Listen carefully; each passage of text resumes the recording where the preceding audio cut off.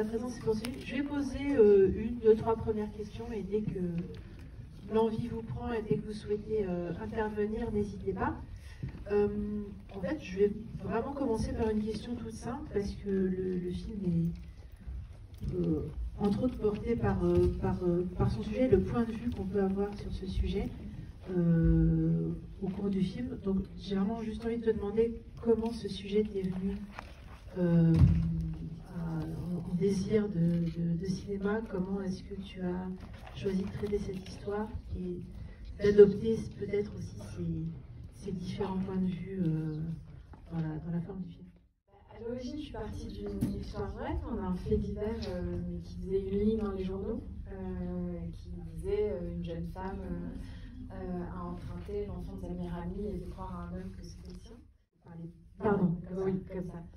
Et donc c'était juste une phrase, et en fait ce qui m'a beaucoup interpellée, c'était l'idée que le bouleversement d'une amitié et la naissance d'une histoire d'amour soient liés par un même mensonge, et donc au cœur d'un mensonge il y a une issue, qui a un aspect beau et en même temps un aspect terrible. Je trouvais ça très fort dramaturgiquement, et je trouvais que c'était pas du tout manichéen.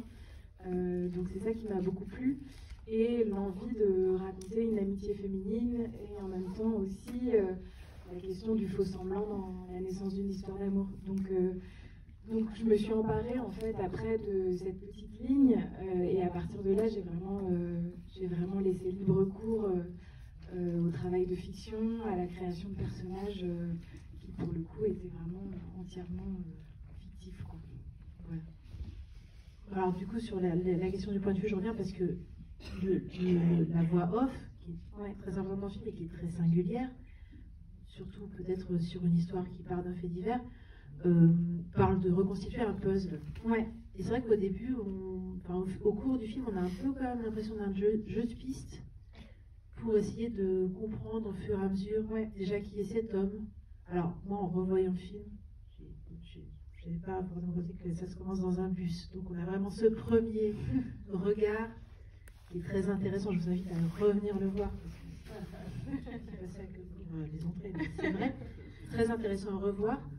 Donc comment est-ce que ça s'est construit, l'idée de cette voix off qui donne des pistes elle a l'air omnisciente, mais en même temps elle n'a pas tout compris, elle n'a pas tout vu. Elle parle d'un procès à un moment donné. Donc je trouve que c'est vraiment une très belle idée pour entrer dans cette histoire. Comment est-ce que tu l'as eu? En fait, je voulais à la fois que l'image colle vraiment au point de vue de Lydia, c'est-à-dire qu'on soit le plus possible proche d'elle, et en même temps je voulais vraiment que la dramaturgie tienne compte de ma propre démarche qui était, en fait, je mène une enquête sur cette femme et moi-même je me pose plein de questions sur le geste de cette femme et qui elle est, et donc j'avais très envie que la voix off se rapproche de mon propre point de vue et du point de vue même d'un spectateur qui va comme ça s'interroger sur cette femme, sur son geste, sur qui elle est par fragments, c'est-à-dire parce que j'ai l'impression que le cinéma ça peut être il y a un rapport à l'instantané, et à je mets cet instant avec cet autre, et puis j'essaye comme ça effectivement de mener une enquête, ça me plaisait beaucoup. Et après, il y avait aussi l'envie de faire intervenir le point de vue de Milos, le personnage masculin, de faire intervenir que ce personnage se remette en question et se réinterroge sur ce qu'il a vécu, mais cette fois-ci en essayant de prendre le point de vue de la jeune femme et en essayant de se demander finalement quelle a été sa place à lui dans cette histoire, parce que dans un mensonge, il y a la personne qui ment, mais il y a aussi la personne qui croit au mensonge et qui interroge, est-ce que finalement, est-ce qu'il y a une part de lui qui a voulu croire à ce mensonge aussi?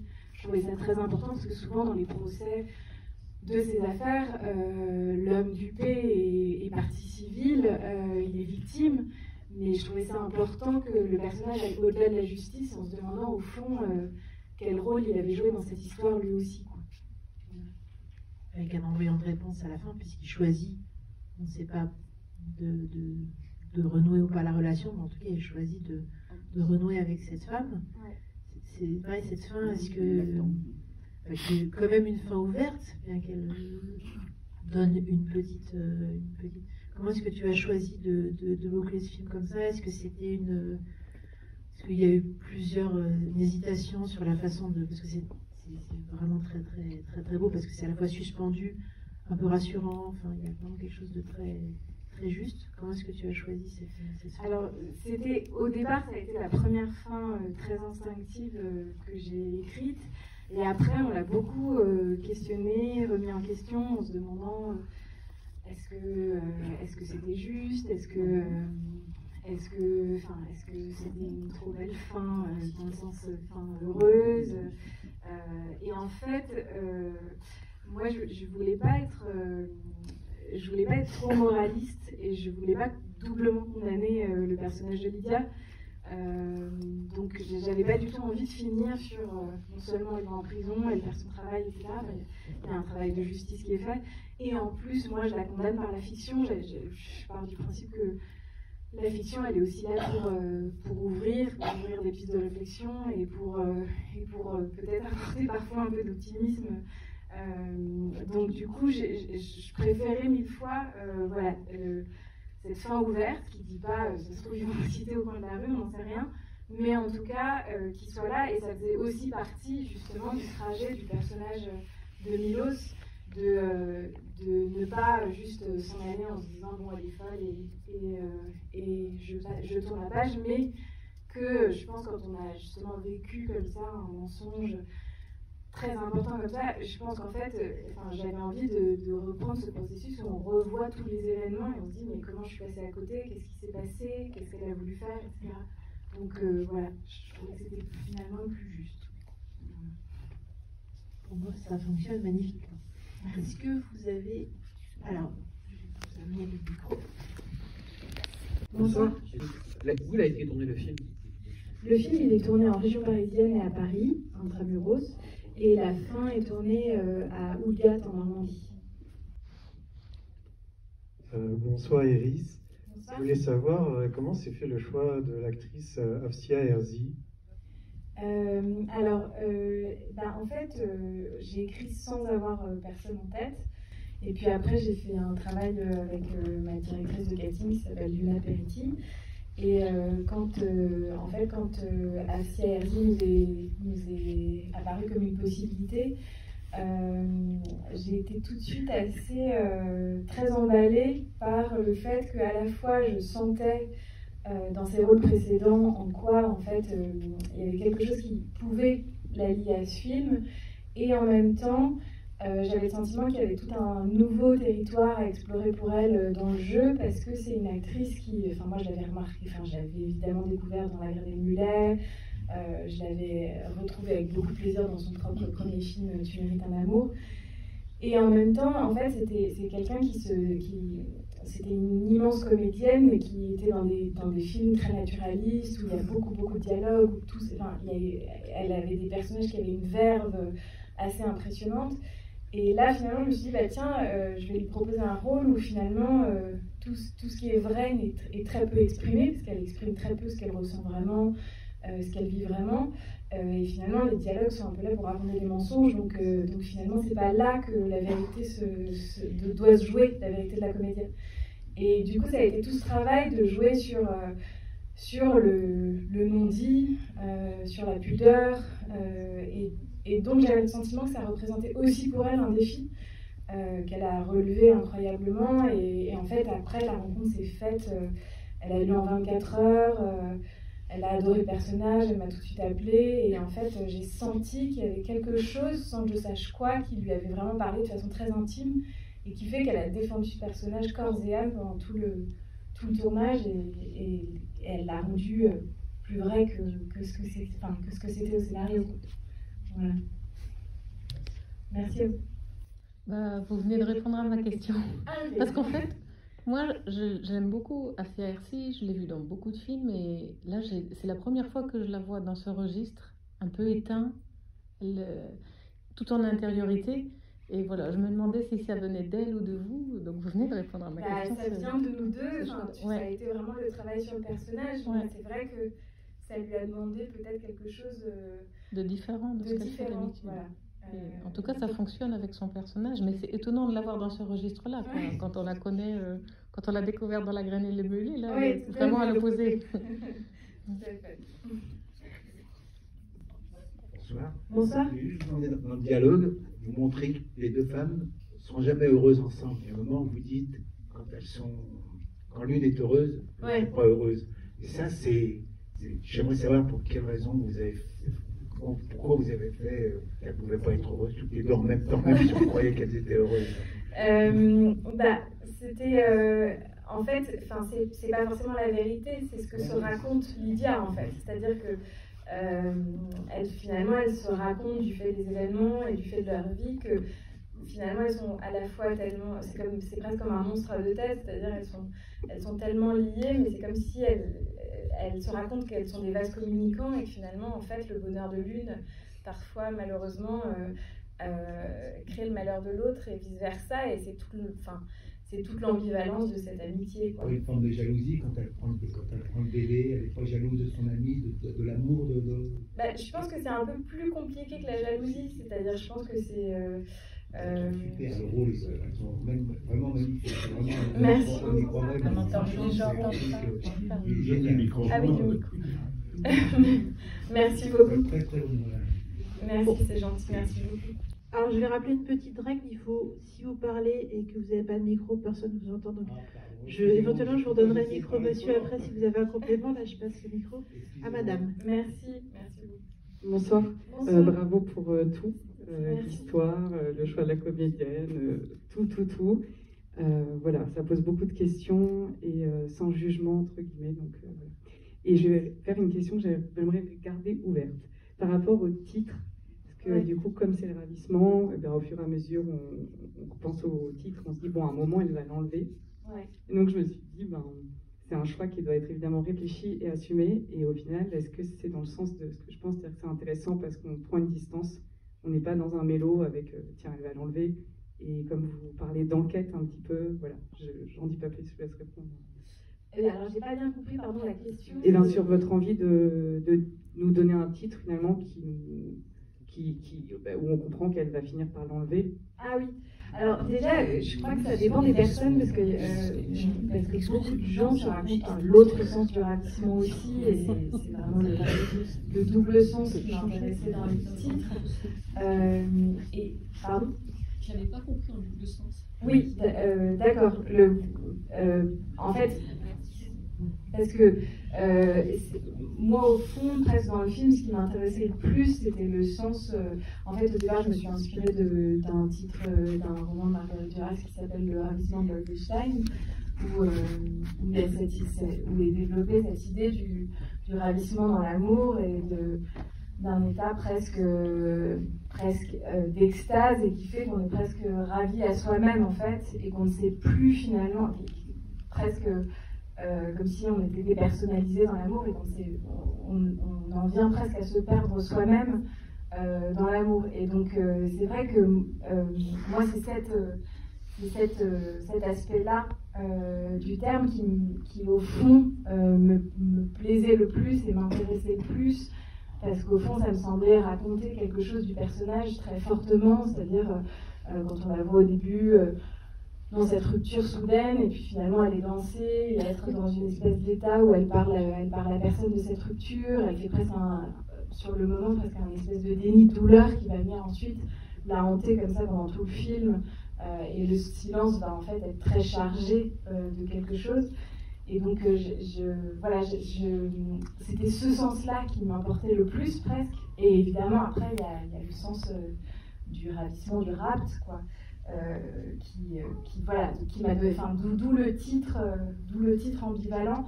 Mais c'est vrai que j'ai l'impression qu'il y a beaucoup de gens qui en fait ne se racontent pas bizarrement le rapt avec ce titre-là. Oui, voilà. Bonsoir, je suis là. Bonsoir, pardon. Bonsoir. Alors je vous confirme, j'avais essayé de lire le moins de choses possible avant de voir le film, mais effectivement j'avais pas du tout cette notion-là du titre. Ouais. La notion, vous voulez dire du rapt ? Oui, si j'étais dans le ravissement. Ouais. Bah, tant mieux. Bravo, parce que je ne m'attendais pas du tout à faire un voyage au niveau des émotions, enfin voilà, à ce que ce soit aussi profond. Merci. Et j'avais 2 petites questions. Par rapport à la direction d'acteur, on vous a posé la question pour Avzia, et je me demandais comment est-ce que vous aviez construit le personnage d'Alexis. Nancy, donc, qui joue le faux papa. Ouais. Et, ah, pardon, vous ne m'entendez pas. Et donc la deuxième question, c'était plus globalement, est-ce que les comédiens vous ont aidé un peu à composer leur personnage pendant le tournage? Est-ce qu'il y a une part d'improvisation dans les dialogues, ou est-ce que tout était très écrit? Alors, en fait, il y a eu plusieurs étapes. Clairement, les comédiens m'ont vraiment aidé à composer les personnages, et notamment, puisque vous posez notamment la question sur Alexis Mananti, ça a été probablement celui qui a le plus influencé son personnage, parce que, par exemple, quand j'ai écrit le personnage au départ, il n'était pas du tout serbe. Et en fait, quand j'ai rencontré Alexis en casting, déjà je ne m'attendais pas du tout à cette rencontre, parce que c'est vrai que je l'avais vu dans des rôles très très différents de celui que je cherchais. Il avait vu dans Les Misérables, des films comme ça, où il incarnait une certaine image de la virilité, etc. Et en fait, en casting, j'ai découvert un homme très différent aussi, qui était capable d'autre chose, et qui avait une vraie pudeur, une certaine douceur, voilà. Et donc c'était vraiment un aspect du personnage, pour le coup, que je cherchais. Donc à ce moment-là, je me suis dit, c'est lui. Et c'est vrai que c'est au fil de la discussion que j'ai su qu'il était à moitié serbe, etc. Et donc, du coup, j'ai vraiment, comme il était quand même assez différent du personnage tel que je l'avais écrit, j'ai vraiment réécrit le personnage en tenant compte d'Alexis. Donc il a complètement participé. Après, sur l'improvisation, c'est pareil, c'est un peu en 2 temps, c'est-à-dire que c'était un scénario qui, pour le coup, était très écrit, avec des dialogues très précis. Mais dans le travail avec les comédiens et comédiennes, ce que j'ai beaucoup fait, c'est qu'ils connaissaient le texte à peu près. Et en fait, par exemple, quand on répétait un peu avant une prise ou des choses comme ça, je les poussais à vraiment s'éloigner, à oser s'éloigner du texte. Mais finalement, ce que je remarquais, c'est qu'en fait, ils s'en éloignaient, ils s'appropriaient des intentions. Et après, on revenait au texte. Et finalement, le texte était tout d'un coup chargé de quelque chose qui s'était approprié vraiment, qu'ils avaient dit autrement dans les impros, et tout d'un coup ils revenaient aux phrases qui étaient écrites, mais avec chargé d'une intention qui était la leur en fait, et moins un texte qui aurait été imposé. Et donc finalement l'improvisation nous a beaucoup servi aussi, mais d'une façon un peu détournée en fait, c'est-à-dire que oui, il revenait quand même beaucoup au texte écrit. Voilà. Bonsoir. Alors, merci beaucoup pour ce très beau film que j'ai beaucoup aimé. Merci. Alors, j'avais une question sur la maternité, parce que c'est donc une question omniprésente dans le film. Et j'ai beaucoup apprécié le fait qu'il y a un peu les deux visions de la maternité. Donc, une vision un peu idéalisée qui est celle de Lydia, qui cherche donc ce couple idéal, voilà. Mais aussi un peu une vision très réaliste, donc déjà avec ces images d'accouchement douloureux, etc. Et aussi la dépression postpartum de Salomé. Donc voilà, je voulais savoir comment vous aviez envisagé donc cette question de la maternité qui est, je trouve, centrale dans le film. Voilà. Merci beaucoup. Merci pour votre question. En fait, justement, ce qui m'a intéressée, c'était à travers ces 2 amis, d'explorer des facettes très différentes en fait de la maternité, et de questionner aussi un peu toute la mythologie qui entoure la maternité dans la société encore aujourd'hui. En fait, entre eux, justement, raconter que finalement le personnage de Salomé qui donne naissance, qui accouche, etc., elle va effectivement vivre un postpartum difficile, et c'est pas, les sentiments naissent pas de façon hyper évidente et instantanée pour elle.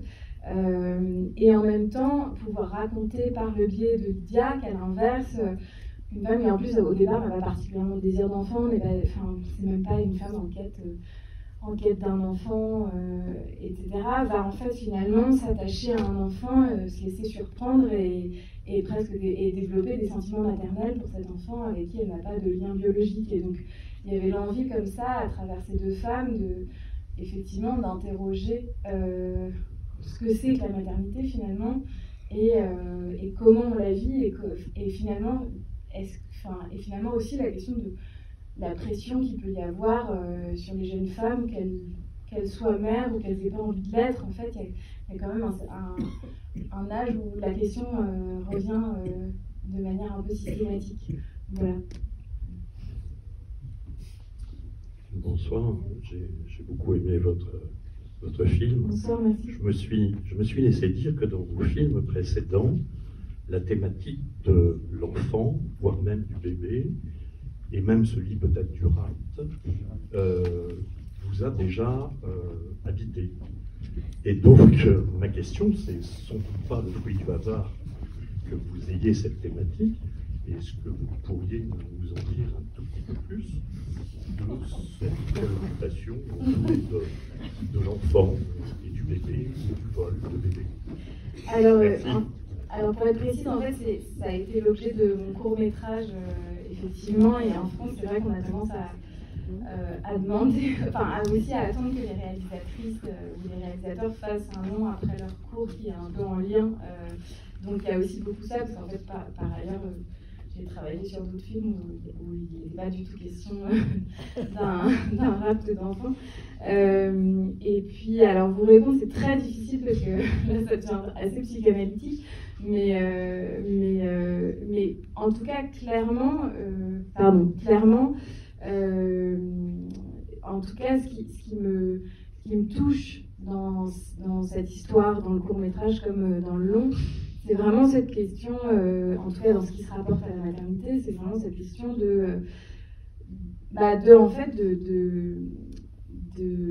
d'interroger effectivement ce que c'est que la maternité et du fait que je suis effectivement touchée, sans trop savoir pourquoi, par cette jeune femme qui s'approprie un enfant et finalement par le fait que les sentiments ne sont pas exactement ceux qu'on attend en fonction de la place qu'on occupe, c'est-à-dire entre cette femme qui s'attache à un enfant, comme je disais, et cette autre mère qui a des vertiges face à la maternité qu'elle vit, quoi.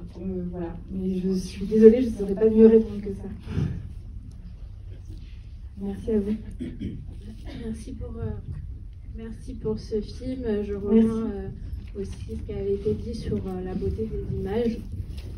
Et il y a une phrase qui m'a marquée à la fin où l'acteur Alexis Manetti dit je dois refaire le trajet, chercher dans ses moindres mouvements la folie du geste. Et je trouve que cette phrase elle résume tout le film, notamment avec le trajet de son bus et tout ça. Ouais. Et la question qui me reste en tête, c'est qu'est-ce qui explique la folie du geste? Est-ce qu'on peut se dire que c'est que l'amour? Enfin, ça me paraît bizarre que ça soit que l'amour le fait de vouloir être aimé et du coup ça me reste en tête parce que c'est une folie, notamment vis-à-vis de sa meilleure amie, de lui faire autant de mal et voilà. Alors je pense pas du tout que ce soit juste la volonté d'être aimé qui justifie l'acte. Après, qu'est-ce qui justifie? Enfin, c'est toute la question que se pose le personnage et que je me pose avec lui sans avoir forcément la réponse moi-même. Et c'est pour ça que je tenais à cette voix off, parce que mon envie n'était pas du tout d'essayer d'expliquer l'acte par des raisons que j'aurais dû inventer, que j'aurais pas su.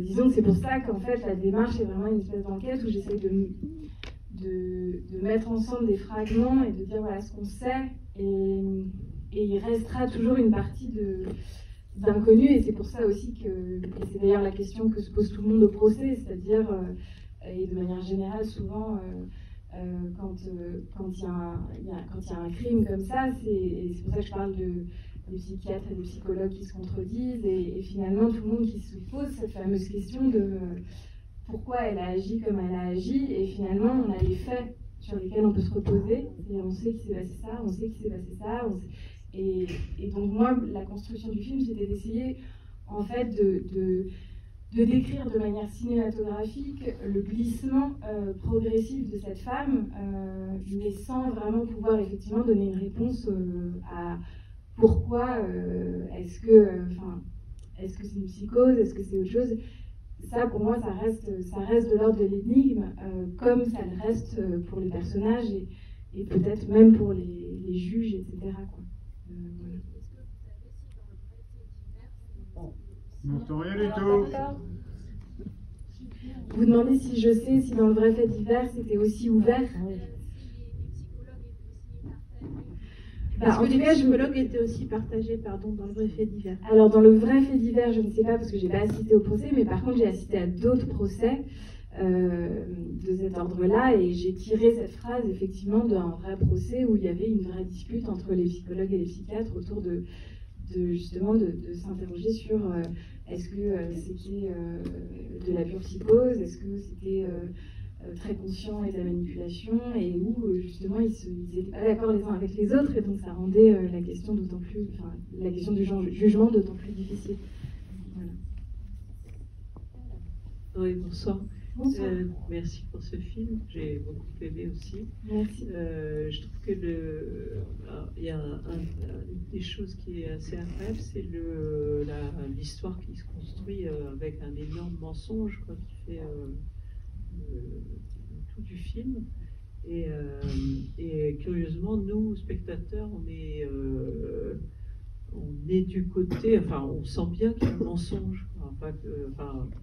On est autant Milos a l'air complètement ravi et s'aperçoit de rien, autant nous on est dans un malaise de plus en plus grand en tant que spectateur par rapport à un mensonge dans lequel elle s'enferme. Et on se demande si ça va tourner au drame ou pas. Voilà. Et je trouve très beau cette peinture de mensonge qui explique beaucoup de.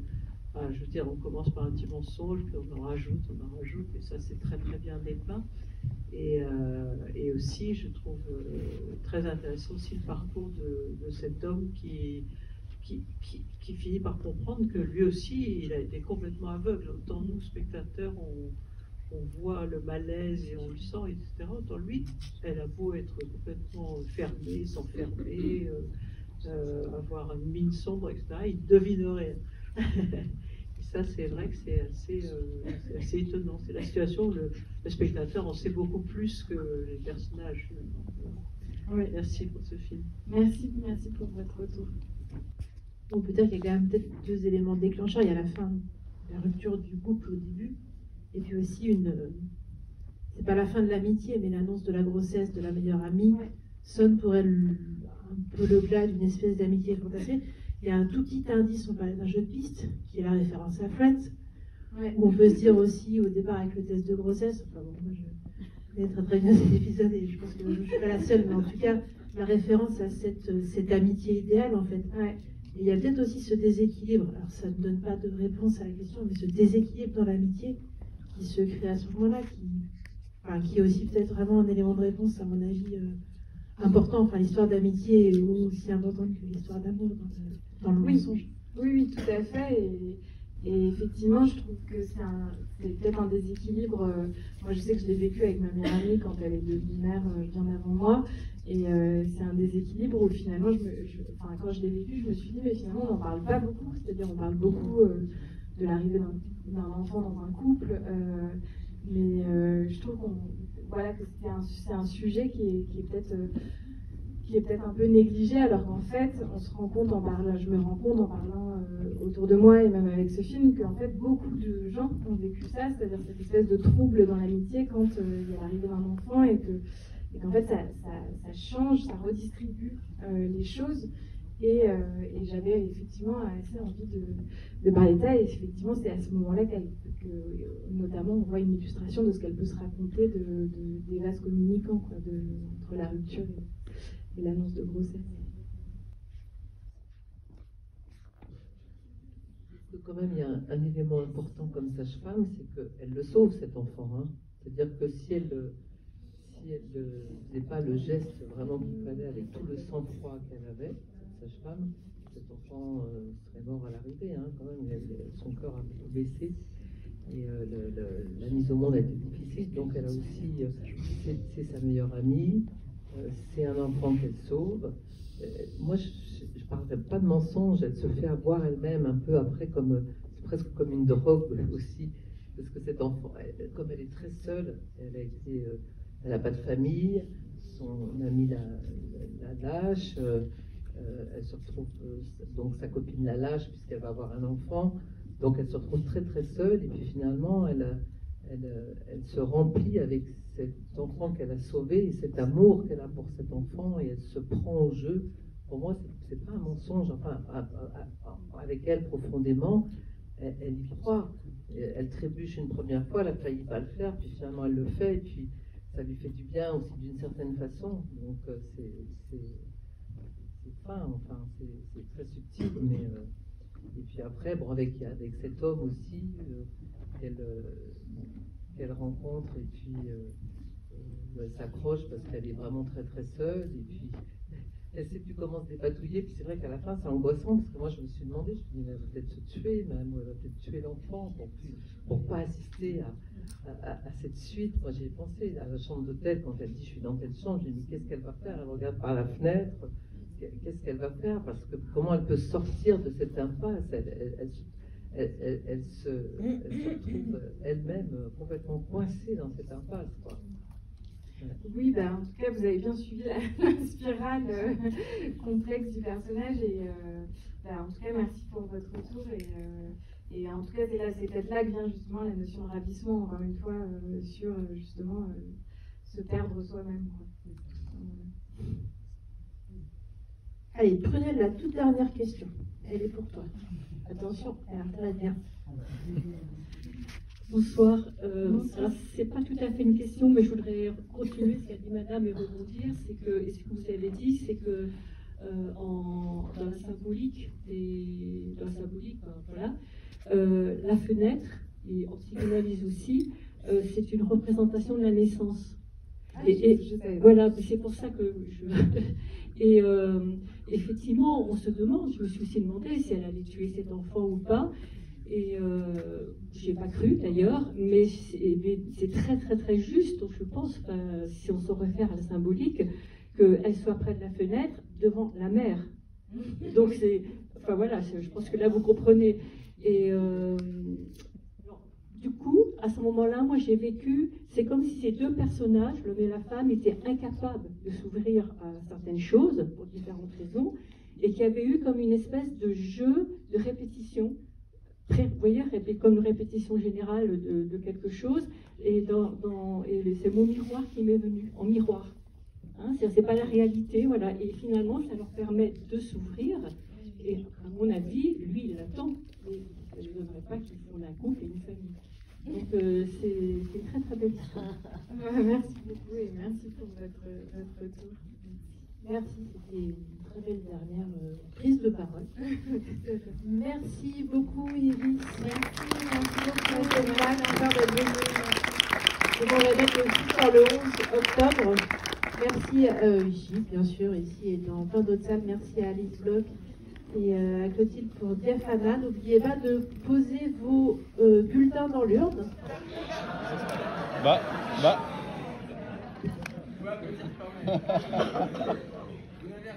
Non. Vas-y, te laisse pas. Il y avait quoi derrière? Enchaîne. Bonsoir à toutes et à tous. Pour cette 11e édition du Festival du film de Montreuil, on est le nouveau jury, en plus du jury Rancard Méliès, Elena, Betty, Malik et moi-même Mikit. On représente le jury Pass Culture, donc des jeunes de 18 à 20 ans. Et grâce à l'équipe du Méliès et Pass Culture, on a l'opportunité de remettre un prix parmi les 12 films qu'on a regardés et de choisir le coup de cœur qui a été pour nous. Voilà. Alors, après avoir vu tant de films formidables, je dois avouer que le choix n'a pas été facile. Donc, après hésitation, discussion, délibération, nous avons tous les quatre ensemble choisi un film que nous avons grandement aimé, où les acteurs nous ont beaucoup aimés, où les acteurs nous ont touchés. Un film dont le scénario nous a tenu tout du long en haleine, vraiment. Où personnellement, mon taux d'adrénaline et de cortisol a augmenté, donc j'ai beaucoup stressé. Un film vraiment génial, gracieux, où nous n'avons pas vu le temps passer.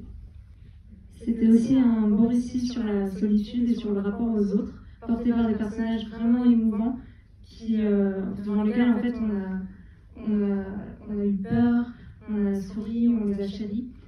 Et d'un point de vue plus technique aussi, on a particulièrement aimé la photographie, le grain particulier de la photographie et l'équilibre sonore entre les musiques, entre la narration. Donc on imagine bien que c'était un travail colossal, mais je pense en train de la vie, ça en valait vraiment la peine. Donc en gros, un très bon film. Bref, nous sommes très fiers d'avoir l'honneur de donner un prix à ce formidable film qui sort dans très peu de temps. Donc n'hésitez pas à aller voir si vous ne l'avez pas vu. Le 11 octobre. Le 11 octobre. D'ailleurs, j'en profite aussi pour dire un grand bravo à tous les autres films qui ont participé au festival.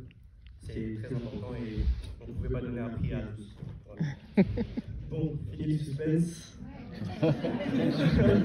C'était long.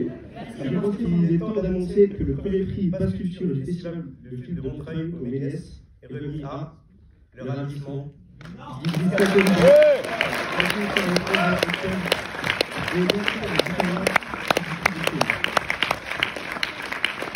Et donc, pour recevoir le prix, j'appelle Alexandre Delabaume, qui est le compositeur de la musique du film Le Ravissement.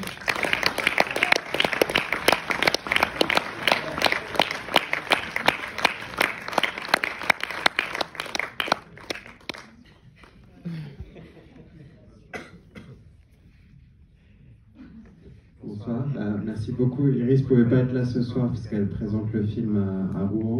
Ce soir en avant-première, mais elle aurait beaucoup aimé être là parce qu'elle a beaucoup aimé présenter le film ici et l'accueil qu'elle a reçu.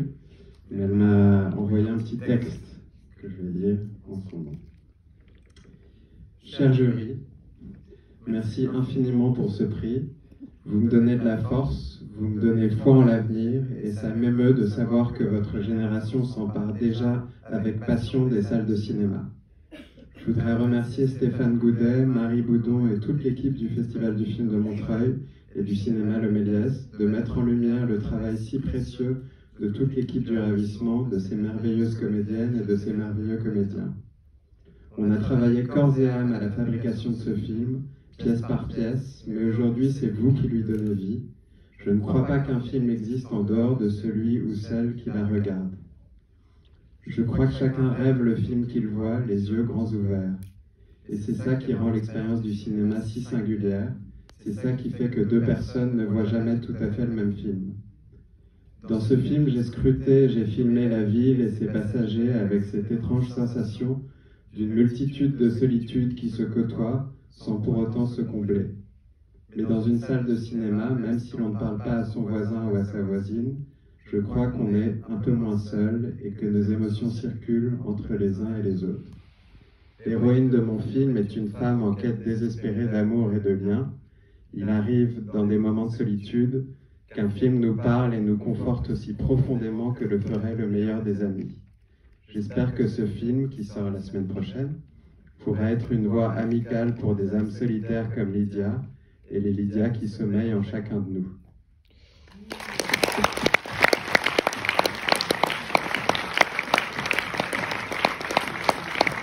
Merci beaucoup aux élèves de Basse Culture. Merci pour cette excellente choix.